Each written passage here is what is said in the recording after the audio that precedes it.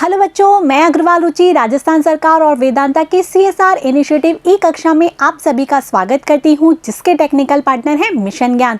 तो बच्चों, हम क्या पढ़ रहे थे? हम पढ़ रहे थे मांग की कीमत लोच के बारे में, जिसमें हमने मांग की कीमत लोच को मापने की विभिन्न विधियों का अध्ययन किया था। हमने पिछले वीडियो में जाना था कुल व्यय विधि के बारे में। हमने देखा था कि कीमत के कम होने से यदि कुल व्यय बढ़ जाता है, कीमत में वृद्धि होने से कुल व्यय कम हो जाता है, तो मांग की कीमत लोच कैसी होती है? लोचदार। और कीमत में कम होने से या कीमत में वृद्धि होने से कुल व्यय में कोई परिवर्तन नहीं होता, तो मांग की कीमत लोच कैसी होती है? इकाई के बराबर। और कीमत में कम होने से या कीमत में कुल व्यय तो कम हो जाता है और कीमत में वृद्धि होने से कुल व्यय बढ़ जाता है, तो मांग की कीमत लोच होती है बेलोचदार, अर्थात इकाई से कम। यही हमने पढ़ा था। अब आगे के लिए हम जानते हैं कि मांग की कीमत लोच को कौन कौन से घटक है वो प्रभावित करते हैं। तो आइए देखते हैं। तो सबसे पहले हमने यहाँ पर दे रखा है मांग की लोच को निर्धारित करने वाले घटक। यहाँ पर आप देख रहे हैं बहुत ही प्यारा डायग्राम बना है, जिससे आपको सारे घटक एक बार में क्लिक कर जाएंगे। कौन कौन से हैं? वस्तु की प्रकृति, प्रतिस्थापन वस्तुओं की उपलब्धता, वस्तुओं के विभिन्न उपयोग, उपभोक्ता की बजट में वस्तु की महत्ता, उपभोग को स्थगित करना, उपभोक्ता की आदतों पर और समयावधि। तो ये सारे घटक मांग की लोच को प्रभावित करते हैं, जिसका कि अध्ययन हम वन बाय वन करेंगे। तो सबसे पहले हम देखते हैं वस्तु की प्रकृति। हमने ये पहले भी जाना था कि कैसी वस्तु है उसके आधार पर मांग की लोच कैसी है। तो हमने देखा था ना कि यदि इकाई के बराबर मांग की लोच होती है तो कौन सी वस्तु में होती है? आरामदायक वस्तुओं में। और मांग की लोच लोचदार किस में होती है? कौन सी वस्तुओं में होती है? विलासिता की वस्तुओं में। और आवश्यक वस्तुओं में मांग की लोच कैसी होती है? बेलोचदार, जिसका हमने अच्छे से अध्ययन भी किया था। तो यही यहाँ पर है कि आवश्यक वस्तु जैसे अनाज, दवाएं, इसमें कैसी होती है? बेलोचदार, क्योंकि इन वस्तुओं को हम क्या नहीं कर सकते? स्थगित नहीं कर सकते। इनका उपभोग तो हमें करना ही होगा और इनकी कीमत में यदि परिवर्तन आता है तो इनकी मांग मात्रा में ज़्यादा परिवर्तन नहीं होता, अर्थात कीमत की तुलना में मांग मात्रा में कम परिवर्तन होता है, इसलिए कैसी होती है? बेलोचदार। और जबकि आरामदायक वस्तुओं में जितना कीमत में परिवर्तन होता है उतना ही मांग मात्रा में परिवर्तन हो जाता है, तो कैसी होती है? इकाई के बराबर। तो आरामदायक जैसे पंखे, फ्रिज, इसमें कैसी होती है? इकाई के बराबर। जबकि विलासिता की वस्तुओं में यदि कीमत में कमी आ जाती है तो मांग मात्रा में बहुत अधिक परिवर्तन होता है, तो इसीलिए कैसी होती है मांग की लोच?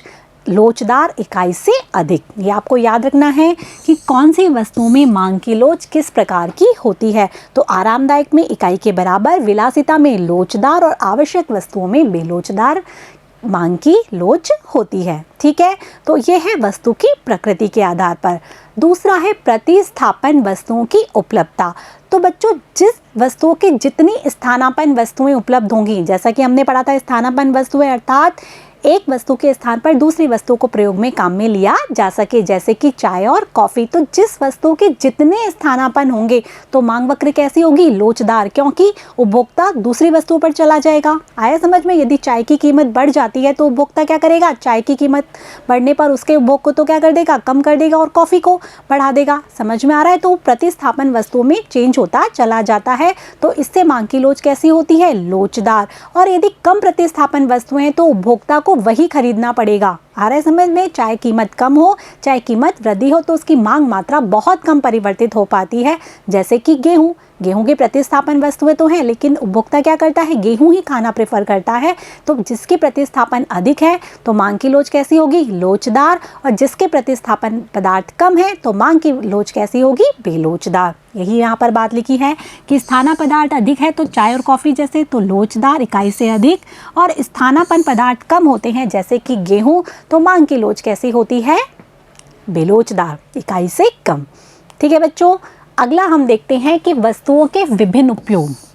एक वस्तु के यदि बहुत सारे उपयोग होते हैं तो मांग की लोच होती है लोचदार, क्योंकि उपभोक्ता क्या करता है? उस वस्तु का विभिन्न उपयोग कर रहा होता है, तो वो उस वस्तु का उस उपयोग को कम कर देता है, तो मांग की लोच कैसी होगी? लोचदार। यदि कीमत में माना वृद्धि हो गई, तो यदि जैसे हम माने बिजली है, तो बिजली की दरों में यदि कमी हो जाती है तो उपभोक्ता जैसे पहले उसका उपयोग केवल किसी काम के लिए कर रहा था, केवल घरों में कर रहा था या मोटर चलाने में कर रहा था, अब उसका उपयोग बहुत सारे खाना बनाने में भी उसका उपयोग करने लग जाएगा। आ रहा है समझ में? तो कहने का मतलब है कि कीमत में वृद्धि या कीमत में कमी होने पर इनकी जो मांग मात्रा है वो बहुत अधिक प्रभावित हो जाती है, तो इसीलिए इनकी मांग की लोच कैसी होती है? लोचदार। समझ में आ गया कि वस्तुओं के विभिन्न उपयोग होने पर मांग की लोच कैसी होती है? लोचदार। जबकि वस्तु का केवल एक ही उपयोग होता है तो मांग की लोच कैसी होती है? बेलोचदार। यही बात है कि विभिन्न उपयोग होने पर लोचदार और एक ही उपयोग होने पर कैसी होती है? बेलोचदार। क्योंकि एक ही उपयोग होगा तो वस्तु को वहीं काम में लेंगे, यदि कीमत कम हो या वृद्धि हो तभी उसी वस्तु को काम में तो लेना ही होगा, तो कैसी हो गई? बेलोचदार। ठीक है बच्चों, जो अगला कारक है जो उसको प्रभावित करता है वो है उपभोक्ता की बजट में वस्तु की महत्ता। यदि उपभोक्ता किसी वस्तु पर अपनी आय का कम अनुपात खर्च कर रहा है, जैसे कि माचिस, सेफ्टी पेन, इस पे कितने कितने से रुपए खर्च होते हैं, पेंसिल, तो कैसी होगी मांग की लोच? बेलोचदार होगी। कैसी होगी? बेलोचदार। आय का यदि कम अनुपात व्यय होता है तो मांग की लोच बेलोचदार होगी। यदि आय का अधिक अनुपात व्यय होता है, जैसे कि कार खरीद ले, घर खरीद ले, तो इसमें क्या होगा? मांग की लोच लोचदार होगी। अब ऐसा क्यों होता है? क्योंकि यदि आय का कम अनुपात खर्च हो रहा है तो उपभोक्ता इतना नहीं सोचता। आया बच्चों समझ में? यदि उनकी कीमत में कमी या कीमत में वृद्धि होती है तो उपभोक्ता क्या करता है? अपनी जो मांग मात्रा है उसमें कमी परिवर्तन करता है। जबकि यदि आय का अधिक अनुपात यदि उपभोक्ता खर्च करता है तो कीमत में कमी या वृद्धि होने पर उपभोक्ता अपने कुल व्यय को बहुत जल्दी से परिवर्तित कर लेता है। इसीलिए क्या होती है? मांग की लोच क्या होती है? आय का अधिक अनुपात जिस पे खर्च हो रहा है वहाँ तो लोचदार, और यदि आय का कम अनुपात खर्च हो रहा है तो कैसी होती है? बेलोचदार। आगे बच्चों समझ में? आय का यदि अधिक अनुपात है कार और जैसे घर पर तो कैसी होती है? लोचदार। अगला है जो कि प्रभावित करता है मांग की लोच को, वो है उपभोग को स्थगित करना। कई ऐसी चीज़ें होती हैं जिसका हम उपभोग फ्यूचर के लिए छोड़ देते हैं, जैसे कि गृह निर्माण। यदि हमें घर निर्माण करना है और अभी हम देख रहे हैं ब्याज दर बहुत अधिक है तो हम ये सोचते हैं कोई बात नहीं थोड़े दिन बाद कर लेंगे।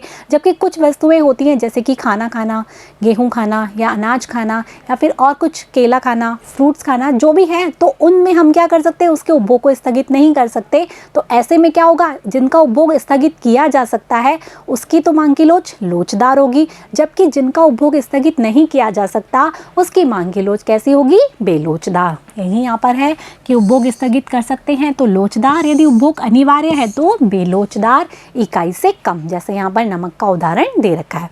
ठीक है बच्चों, जो अगला कारक है जो कि उपभोग को प्रभावित करता है, मांग की लोच को प्रभावित करता है, वो है उपभोक्ता की आदतों पर। कि कुछ वस्तुओं का उपभोक्ता क्या हो जाता है? आदी हो जाता है, उसके बिना वो रह नहीं सकता। तो उनकी कीमत कम हो या वृद्धि हो तो उसकी मांग मात्रा पर बहुत कम प्रभाव पड़ पाता है। जैसे कि यदि उपभोक्ता सिगरेट का आदी हो गया, शराब का आदी हो गया, तो इन पर कितनी ही टैक्सेस लग जाए लेकिन उपभोक्ता क्या करता है? अपनी मांग मात्रा को जल्दी से परिवर्तित नहीं करता। तो ऐसे में मांग की लोच कैसी हो जाती है? बेलोचदार हो जाती है। ठीक है बच्चों, कि उपभोक्ता यदि आदी होता है तो कैसी होती है? बेलोचदार, इकाई से कम। यदि उपभोक्ता उसका आदी नहीं है, यदि वो इस तरह की कोई वस्तु है जिसका वो आदी नहीं है, तो यदि उनकी कीमत में यदि कमी और वृद्धि होगी तो वो फटाफट से अपनी मांग मात्रा परिवर्तित कर देगा उसको लेकर, तो मांग की लोच कैसी हो जाएगी? लोचदार। आ गया बच्चों समझ में? जो अगला है वो है समयावधि। क्या है? समयावधि। ये बच्चों सही है, समयावधि, उसको सही लिख लेना, समयावधि। समयावधि कैसे प्रभावित करती है? अल्पकाल में मांग की लोच होती है बेलोचदार, जबकि दीर्घकाल में मांग की लोच होती है लोचदार। क्योंकि अल्पकाल में उपभोक्ता जल्दी से अपनी आदतों को परिवर्तित नहीं कर पाता, जो भी उसको खरीदना है वो खरीदेगा ही, जबकि दीर्घकाल में जो उसकी आदतें हैं, उसकी रुचि है, उसके फैशन है, वो क्या हो जाते हैं? परिवर्तित। इसीलिए मांग की लोच कैसी होती है? लोचदार। तो अल्पकाल में कैसी होती है? बेलोचदार, और दीर्घकाल में लोचदार या इकाई से अधिक। तो इस तरीके से हमने ये 7 कारक पढ़े जो कि वस्तु की मांग की लोच को प्रभावित करते हैं। आपको याद रहेंगे ना? और आपको ये भी याद रखना है कि कौन से कारक में लोचदार होती है और कौन से कारक में बेलोचदार, जिसमें हमने वस्तु की प्रकृति पढ़ी, उपभोक्ता का कितना आय का कितना भाग उस पर खर्च करता है वस्तु पर, प्रतिस्थापन वस्तुओं की उपलब्धता को देखा, उपभोक्ता का आदी होना देखा, वस्तुओं के विभिन्न उपयोग देखे, समय अवधि देखी, आदि के द्वारा जो मांग की लोच प्रभावित होती है। तो बच्चों याद रहेगा ना?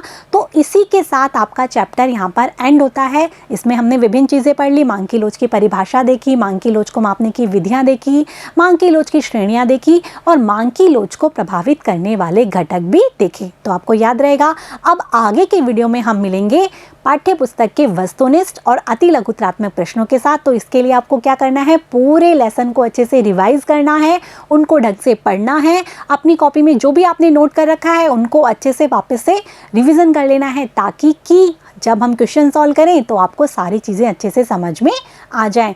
तब तक के लिए मेरे साथ बने रहिए, पढ़ते रहिए, बढ़ते रहिए। Thank you.